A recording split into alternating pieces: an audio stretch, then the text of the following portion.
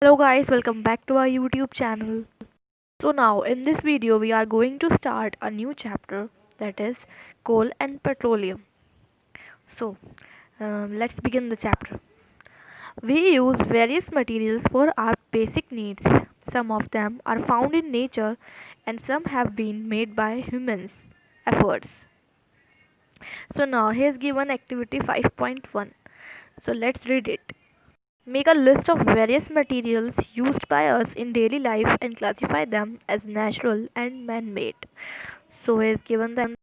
So now the question arises that does the list does this list include air, water, soil, and minerals? Since all these are obtained from nature, they are called natural resources. So what are natural resources? So you can definitely give this definition that the substances which are obtained from nature are called natural resources. So now, can air, water, and soil be exhausted by human activities? You have already studied about water in class 7th. Is water a limitless resource? No, it is not. Now, in the light of the availability of various resources in nature, natural resources can be broadly classified into two kinds. So, firstly, we have to study about water natural resources. So, what are natural resources? The ones which are obtained from nature are called natural resources, and now they are broadly classified into two kinds. So what are their kinds? First one is inexhaustible natural resources and the second one is exhaustible natural resources. So let's read out these. So first one is inexhaustible natural resources.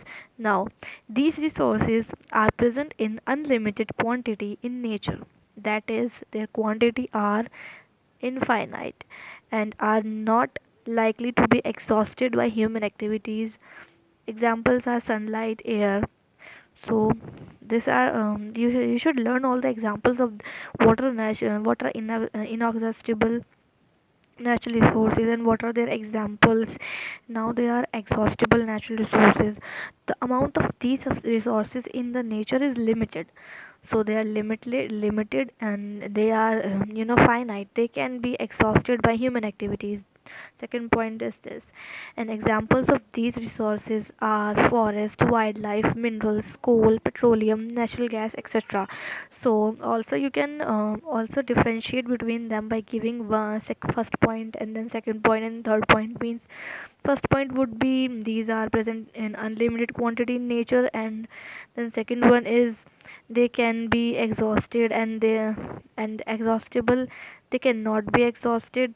And also third point would be their examples. You can easily differentiate between them by giving all these 3 points. Activity given in the next box, which is the blue box, that is activity 5.2. And now we are going to read this activity in the next video.